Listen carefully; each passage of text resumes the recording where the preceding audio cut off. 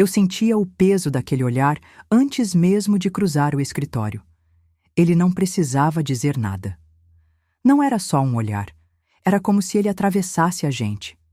Soares não falava muito comigo, mas quando falava, era seco, curto, frio. Eu já conhecia esse tipo de gente. Nasci vendo homens como ele mandarem em tudo com um levantar de sobrancelha.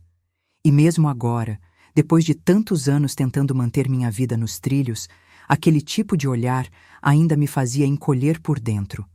Não era só um olhar. Era como se ele atravessasse a gente. Soares não falava muito comigo, mas quando falava, era seco, curto, frio. Eu já conhecia esse tipo de gente. Nasci vendo homens como ele mandarem em tudo com um levantar de sobrancelha. E mesmo agora, depois de tantos anos tentando manter minha vida nos trilhos, aquele tipo de olhar ainda me fazia encolher por dentro. Trabalhar naquela empresa era uma bênção, diziam. Benefícios, plano de saúde, estabilidade. Eu concordava. Só não contava que fosse tão difícil manter o equilíbrio entre meu trabalho e tudo o que me esperava do lado de fora do relógio de ponto. Talvez fosse por isso que eu evitava contato. Chegava, cumpria o meu, ia embora. Nunca fiquei para nenhum café. Nunca me ofereci para conversar no elevador. Mas naquela tarde, algo mudou. Eu estava servindo água durante uma reunião da diretoria quando notei Soares me observando mais do que de costume. Era como se ele estivesse tentando ler um rótulo invisível colado na minha testa. Fingi que não vi. Mantive a postura, deixei a bandeja na mesa e me retirei como sempre fazia. Mas meus passos estavam mais apressados do que o normal. Sentia uma coisa estranha no estômago. Ao final do expediente, saí rápido. O sol já estava baixo e eu precisava pegar 2 ônibus até o hospital. Ainda teria que trocar de roupa no caminho e fingir estar bem para o Matheus. Sempre tento. Ele não precisa saber o quanto me dói tudo isso. Cruzar aquele portão branco do hospital como se fosse o caminho mais leve do mundo, quando por dentro o medo me consome. É minha missão de mãe.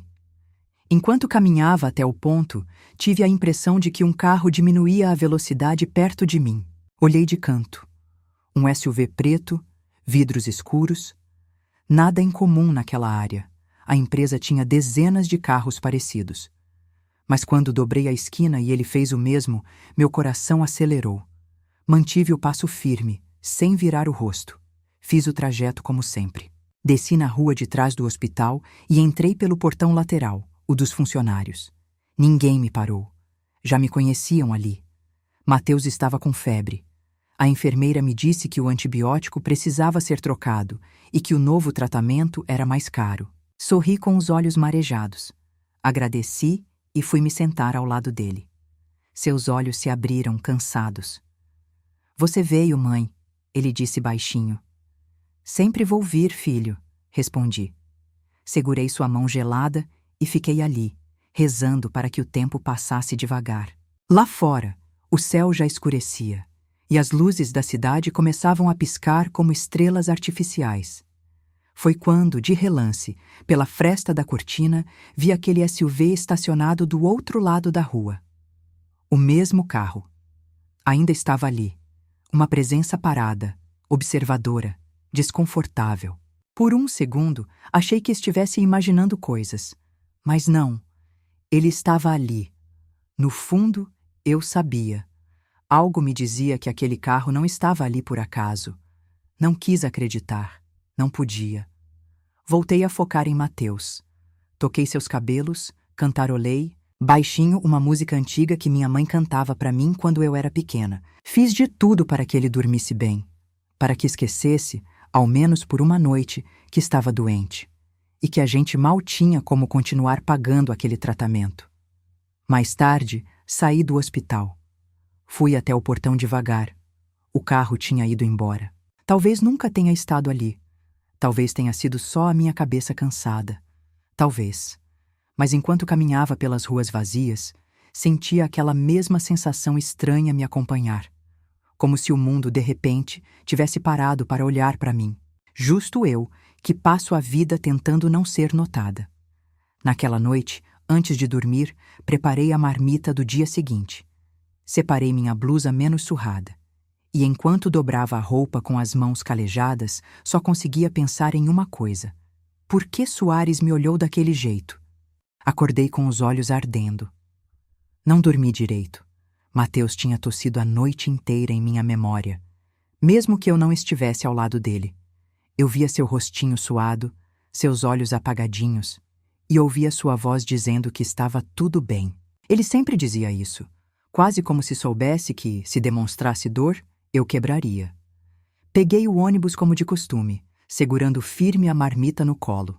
O trajeto era longo, mas mais do que isso, era um tempo silencioso em que eu organizava as mentiras que contaria ao longo do dia.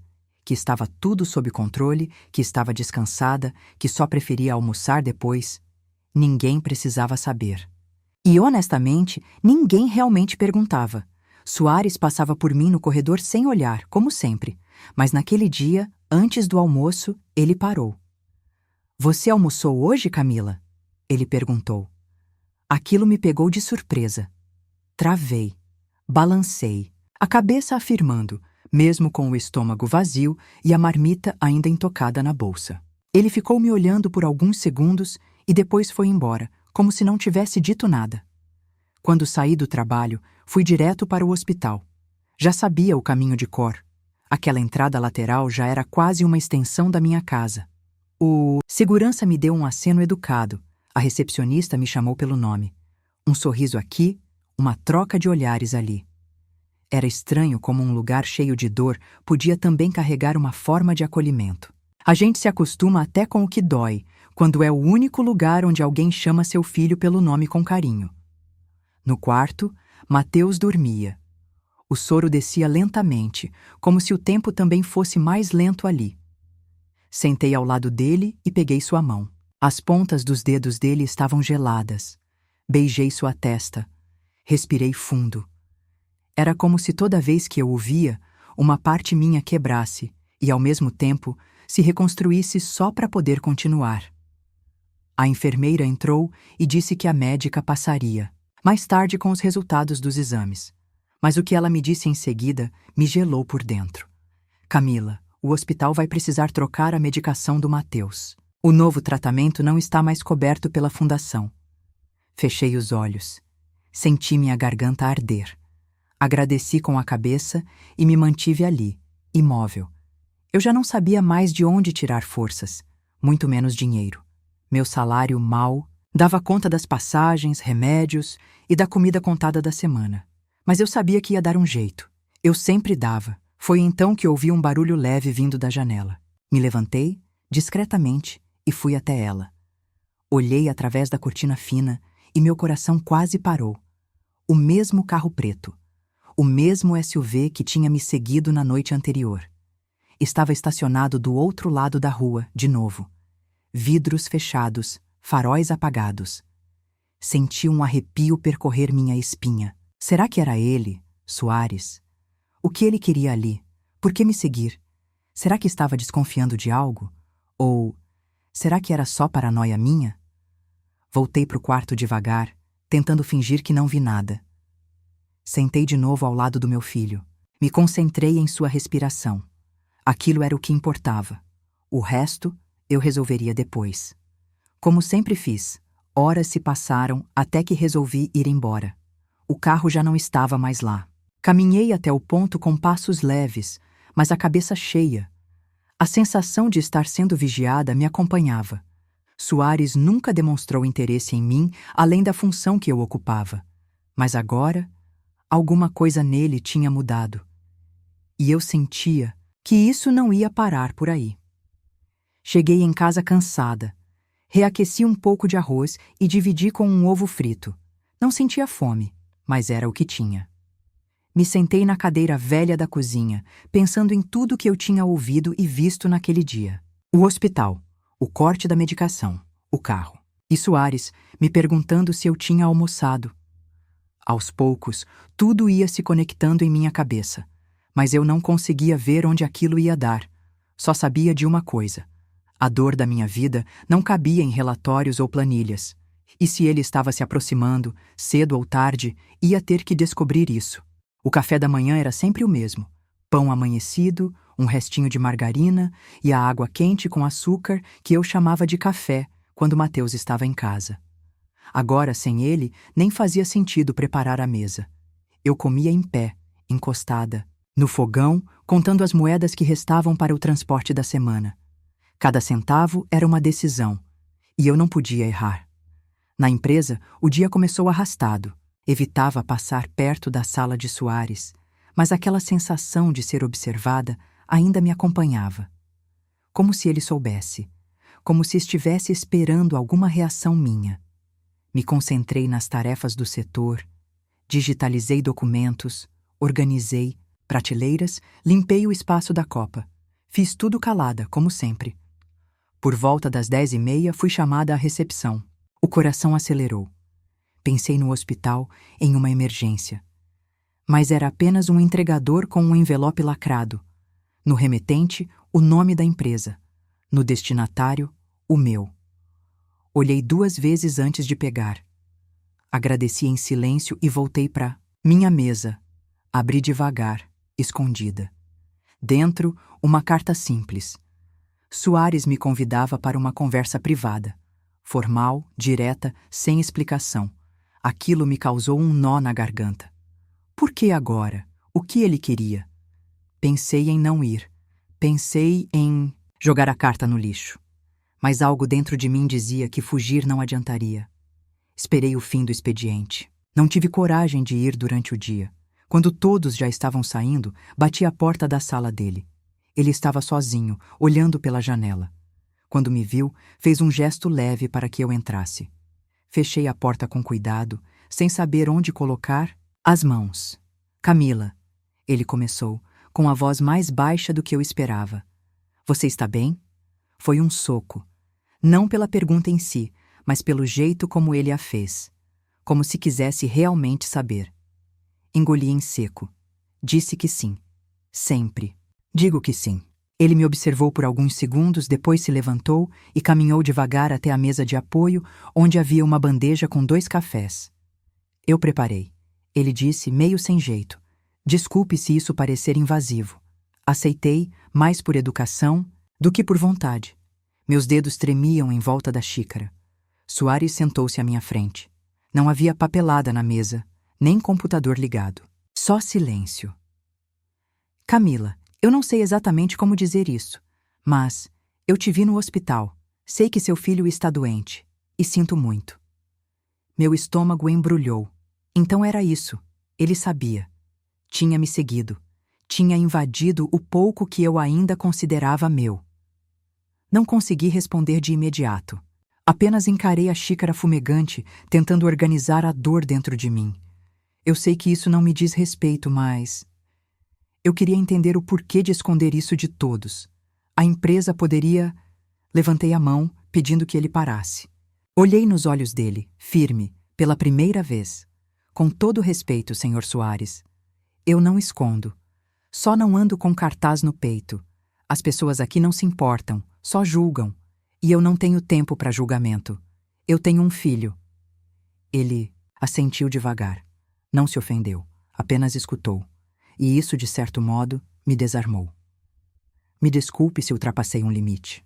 Eu só vi você com ele e lembrei da minha irmã. Ela morreu muito jovem. Eu não pude fazer nada. Talvez por isso eu tenha me sentido tão afetado. Ficamos em silêncio. Um silêncio pesado, cheio de passado e mágoas não ditas. Por um momento, não éramos chefe e empregada. Éramos apenas 2 pessoas com feridas mal curadas. Obrigada pelo café, murmurei, levantando. Mas, por favor, não me siga mais. A dor que eu carrego já pesa o bastante. Ele não respondeu. Apenas balançou a cabeça com um olhar diferente. Não era piedade. Era outra coisa. Talvez respeito. Talvez arrependimento. Naquela noite, saí da empresa com o coração em cacos. Não pela conversa em si, mas porque eu sabia que algo havia mudado. E mudança, para quem vive no limite, sempre assusta. No dia seguinte, entrei no prédio com um nó na garganta. Evitei olhar para todos os lados. Só queria chegar na minha mesa e desaparecer atrás dos papéis, dos arquivos, das tarefas sem fim. Mas algo ali já não era mais o mesmo. Não em mim. Não nos olhos de Soares quando cruzamos no corredor. Ele me olhou como quem carrega a culpa. E eu carregava cansaço demais para responder com qualquer coisa além de um aceno vago. No meio da manhã, recebi um chamado pelo ramal. Era do setor de recursos humanos. Pensei em tudo de ruim de uma vez.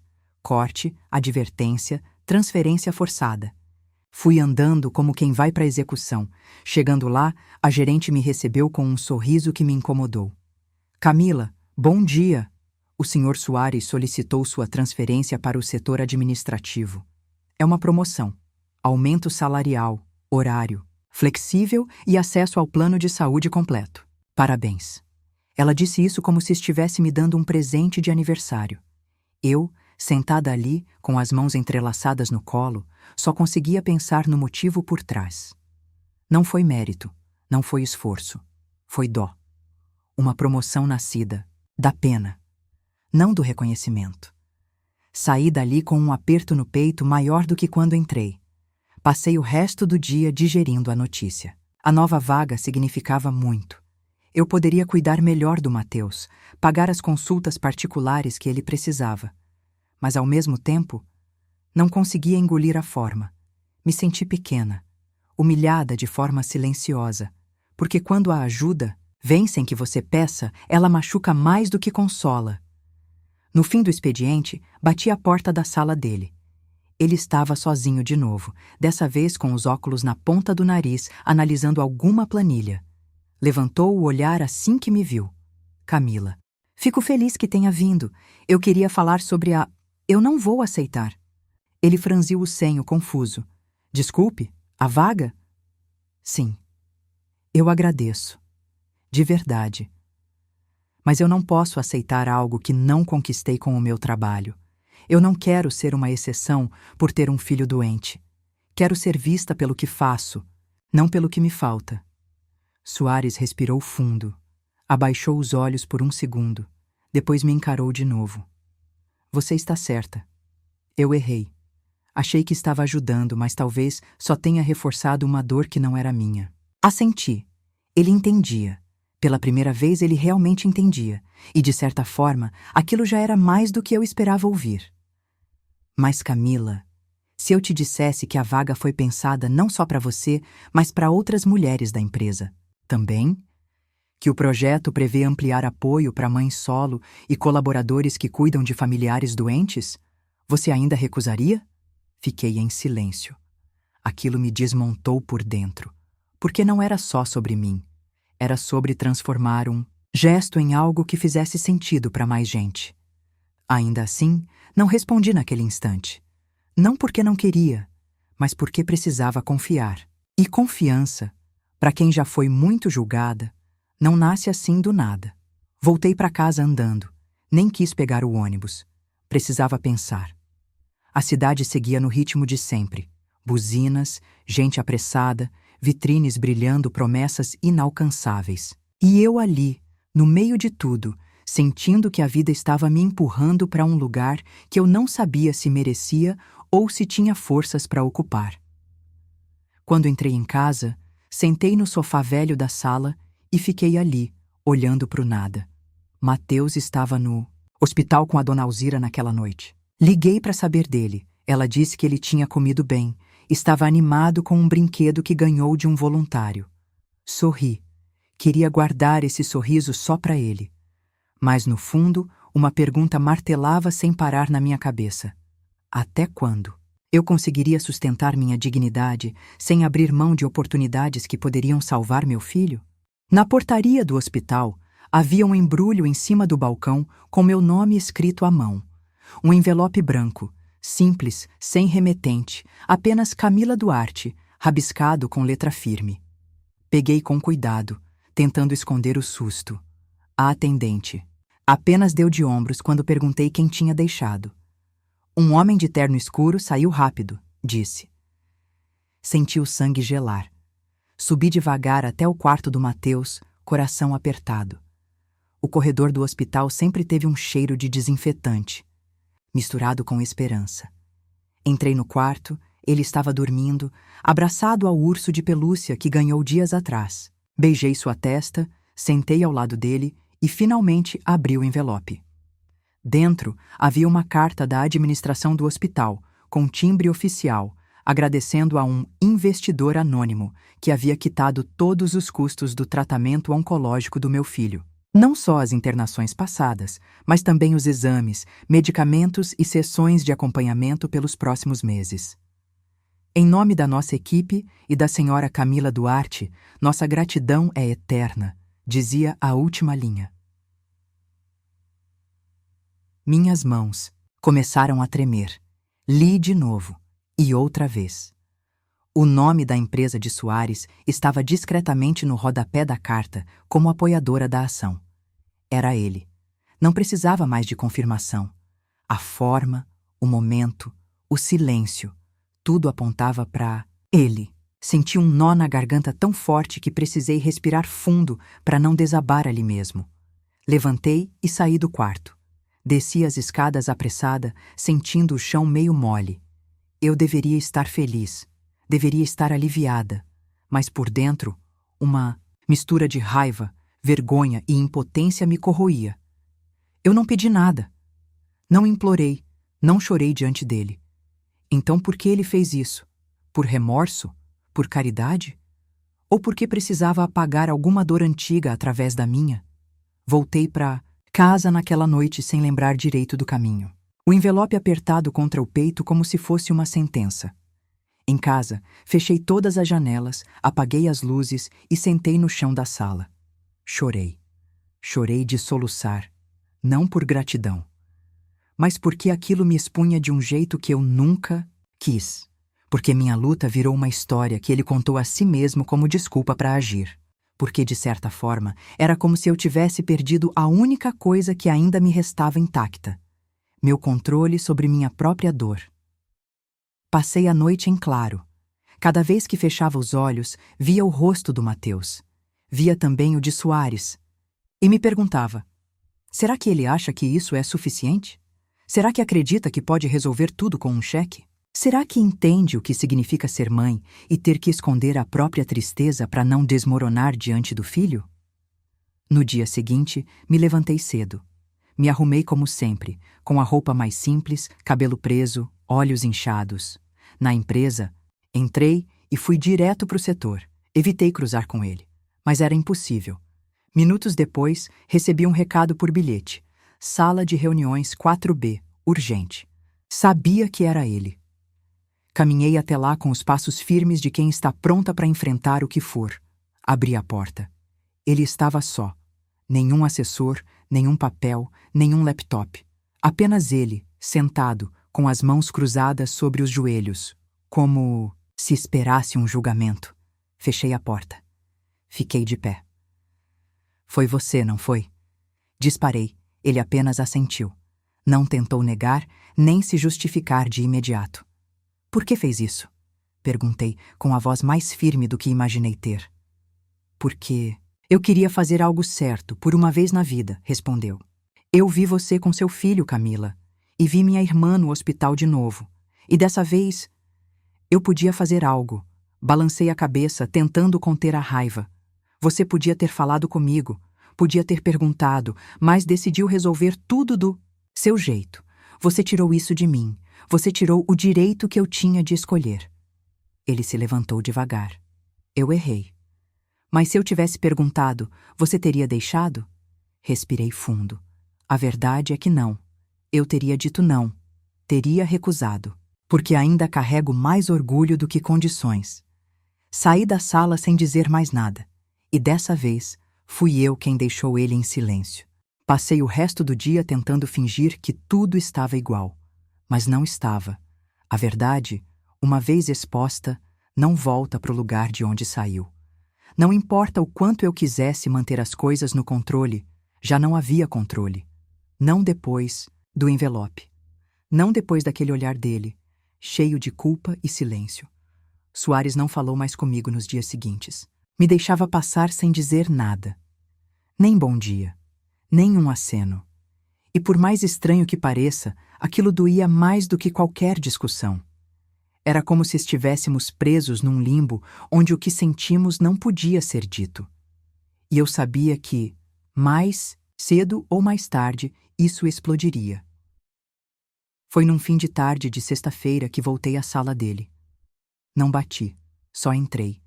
Ele levantou os olhos, surpreso, mas não disse nada. Fechei a porta atrás de mim e me mantive de pé. Não era coragem, era exaustão. Eu ainda estou tentando entender o que você fez comigo. Ele pousou a caneta devagar sobre a mesa. Eu não fiz nada contra você, Camila. Só tentei ajudar. E quem te pediu isso? Rebati. Você quer ajudar? Pergunte antes. Escute antes. Não chegue como salvador. Eu luto todos os dias para manter a cabeça erguida, para não me sentir um fardo. E você, com esse gesto, me colocou exatamente nesse lugar. Ele se levantou devagar. Nenhum sinal de raiva. Apenas um olhar cansado. Eu não queria que fosse assim. Acredite. Eu só nunca soube fazer diferente. Quando a minha irmã ficou doente, eu tinha dinheiro, mas não tive tempo, não tive presença. E quando ela morreu, eu entendi que o dinheiro não limpa a culpa. As palavras dele me acertaram em cheio, porque pela primeira vez ele não parecia o homem de terno caro e respostas prontas. Ele parecia um irmão que falhou, um homem que ainda tentava consertar o passado onde já não dava mais. Eu sinto muito por ela, sussurrei. Ele assentiu, os olhos marejando, mas sem deixar cair. Quando eu vi você segurando a mão do seu filho, foi como se eu estivesse vendo ela de novo, sozinha, assustada. E eu fiz o que não fiz por ela. Eu paguei. Não para te comprar, Camila, mas para tentar, sei lá, fazer diferente. Ficamos em silêncio por longos segundos. O tipo de silêncio que diz tudo o que as palavras não conseguem alcançar. Depois, respirei fundo. Você não é meu inimigo, Soares, mas eu também não sou sua redenção. Ele fechou os olhos por um instante, como se aquelas palavras fossem uma verdade que ele precisava ouvir, mas não estava pronto para aceitar. Eu pedi demissão. Dessa vez, o choque apareceu no rosto dele. Camila? Não. Eu preciso ir. Não é fuga. É escolha. Eu não consigo mais me ver aqui. Cada corredor, cada gesto, tudo me lembra que perdi o controle da minha história. E eu preciso retomá-lo. Por mim, pelo Mateus. Ele se aproximou devagar, como quem tenta impedir uma queda. Você tem todo o direito. Mas se algum dia quiser voltar, ou se precisar de algo, qualquer coisa, balancei a cabeça. Se eu voltar, será como igual. Como mulher que sabe quem é. Não como caso especial. E se precisar, eu mesma vou dizer. Eu já aprendi a falar quando chega a hora. Saí da sala com as pernas trêmulas, mas o coração limpo. Não deixei mágoa. Deixei um ponto final. E às vezes, isso é tudo que a gente precisa para poder começar um novo parágrafo. Na rua, o vento batia forte, como se quisesse me empurrar para frente. E eu deixei. Porque havia algo novo no ar. Não exatamente liberdade, mas um gosto estranho de recomeço. Já fazia 2 semanas desde que deixei a empresa. Os primeiros dias foram de estranheza. Acordava no mesmo horário, pegava a bolsa por instinto e só depois lembrava que não precisava mais sair correndo. A rotina, que antes me mantinha de pé, agora era um eco vazio dentro de casa. E o silêncio gritava. Mateus seguia em tratamento, mas com os custos pagos, os médicos estavam otimistas. Ver meu filho sorrindo com mais frequência, comendo melhor, dormindo com menos dor, era tudo o que eu precisava. Mas, mesmo com ele melhorando, havia uma inquietação em mim que não passava. Foi numa dessas tardes, sentada no sofá com um caderno velho no colo, que decidi escrever. Peguei uma caneta qualquer, aquelas azuladas que falham no meio da frase, e comecei. Soares, eu pensei em te odiar. De verdade. Quando descobri o que você fez, senti como se tivesse arrancado de mim o pouco de autonomia que eu ainda tinha. Mas depois, com o tempo, entendi que não foi maldade. Foi sua forma confusa de amar aquilo que você perdeu. Só que, ao tentar consertar sua dor, você tocou a minha. E nem todo toque, por mais bem-intencionado que seja, é bem-vindo. Você me viu forte, depois me viu frágil, mas não viu que essas duas partes vivem em guerra dentro de mim. Sempre viveram. Ainda assim, obrigada. Não pelo dinheiro, mas por ter ouvido quando eu falei, por não ter tentado me calar. Fechei o caderno. Não consegui terminar. Era como se escrever aquilo fosse expor uma parte minha que eu não queria, mais entregar. Pensei em enviar. Pensei em queimar. Mas acabei apenas guardando a carta dentro de um dos livros antigos da estante, justamente aquele de poesias da minha mãe. Talvez um dia eu lesse de novo. Talvez nunca mais.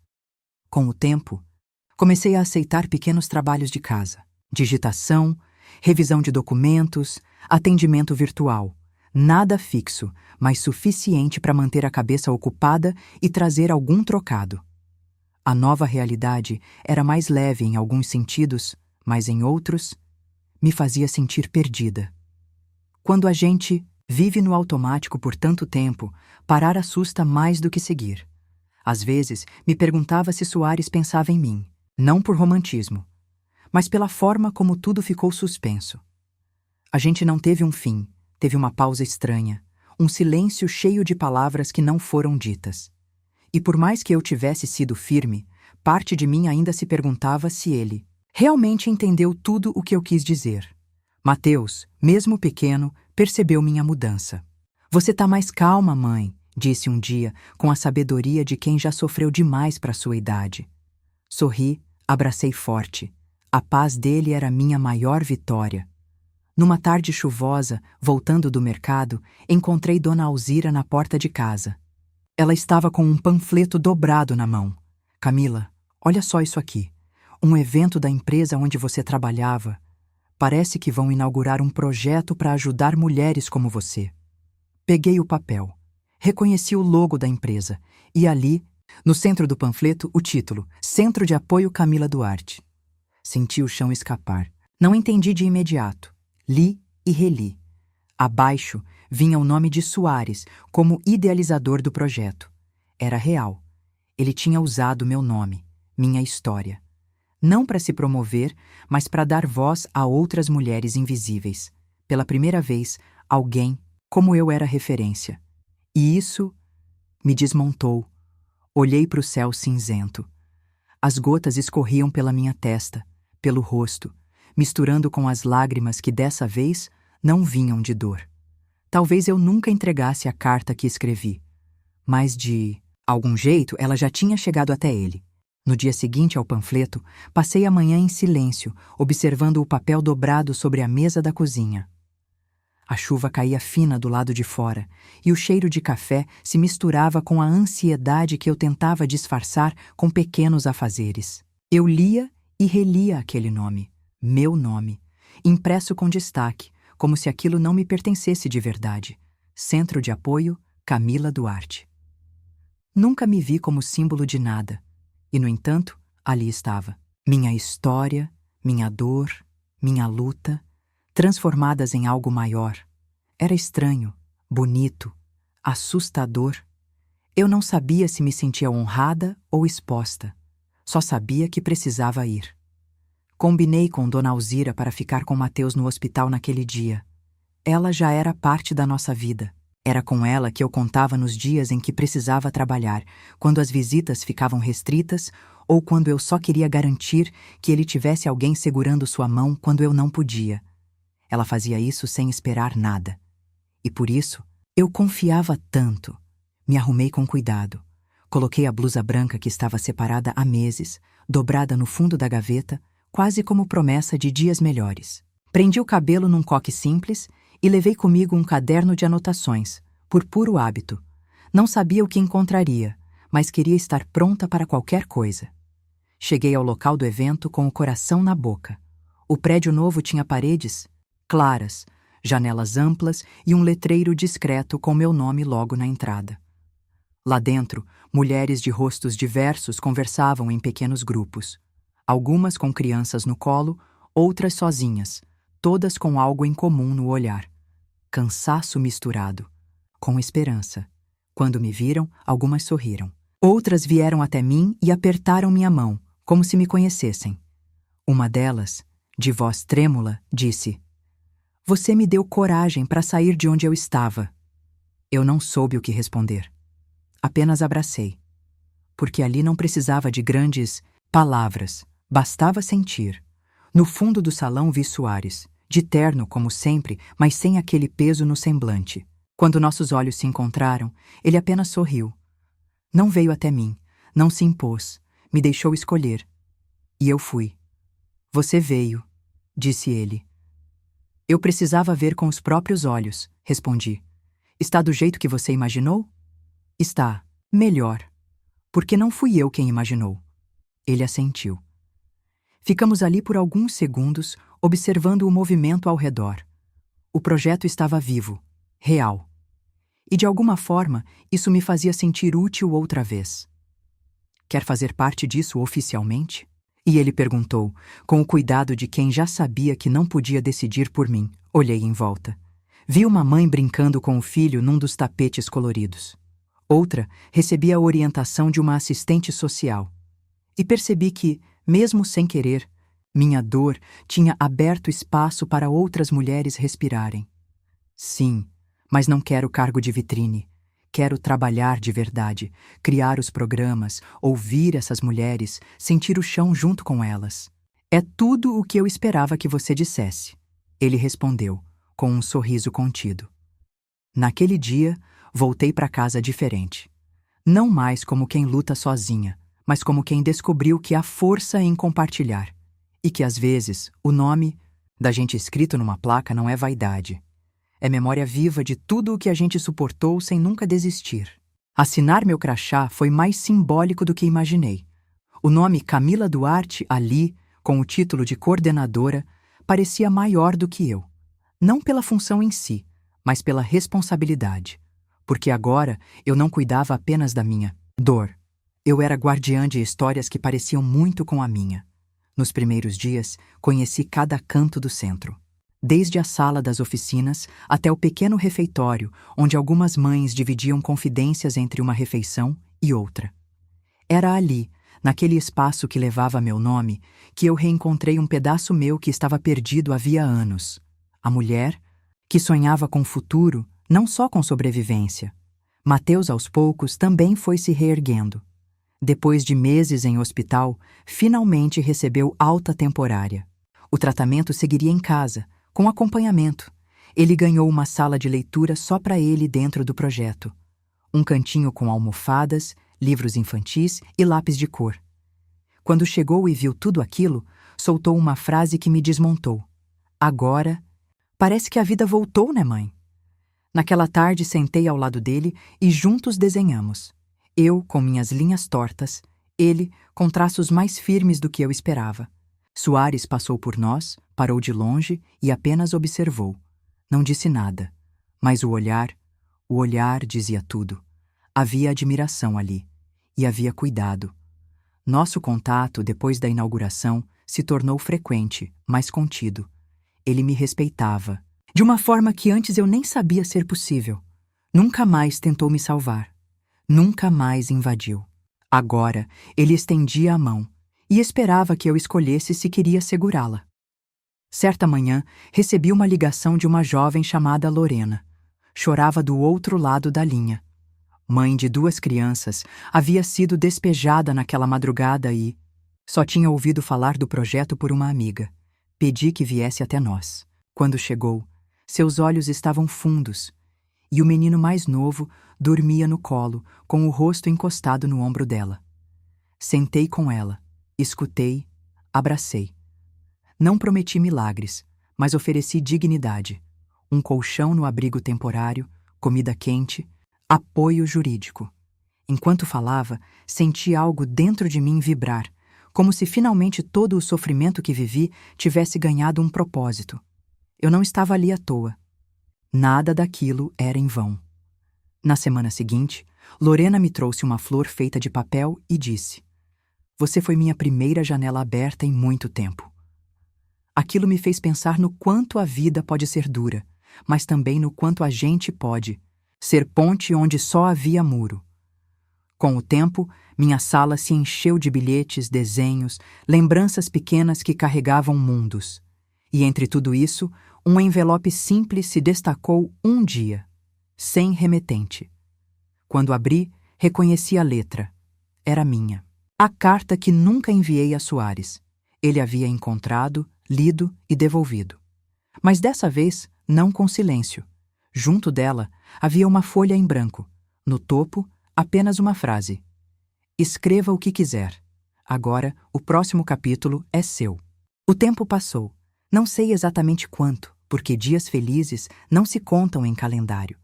O que sei é que certa manhã de sábado, enquanto preparava o café com Mateus me rodeando pela cozinha, o interfone tocou. Achei que fosse Dona Alzira ou alguma entrega do centro, mas era Soares. Não o via fazia semanas. Ele ligava de vez em quando, sempre respeitoso, mas mantinha distância. E eu também. Nosso laço agora era outro, mais silencioso, mais maduro. Abri o portão e quando ele apareceu no corredor estava diferente. Não no terno, esse era o mesmo, mas no semblante.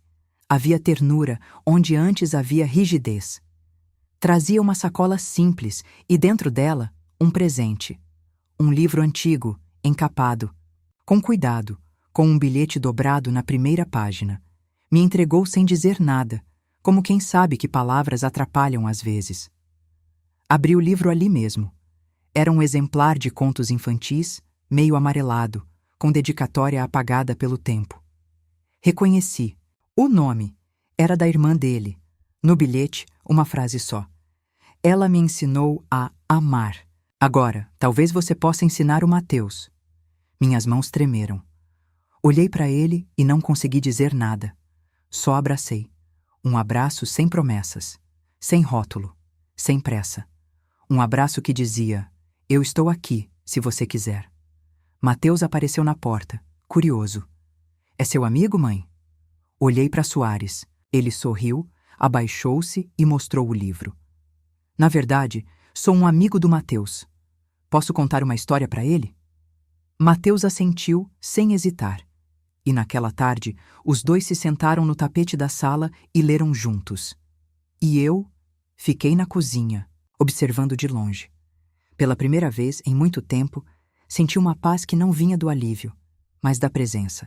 Da certeza de que, mesmo depois de tanta dor, ainda havia espaço para algo novo florescer. O centro seguiu crescendo. Outras mulheres chegaram, novos programas foram criados.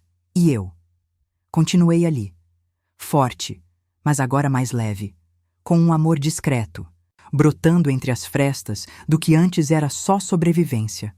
Nunca mais precisei ouvir "Eu te amo" de Soares, porque ele me amava do jeito que aprendeu, em silêncio, nos gestos, nas presenças que não exigem plateia.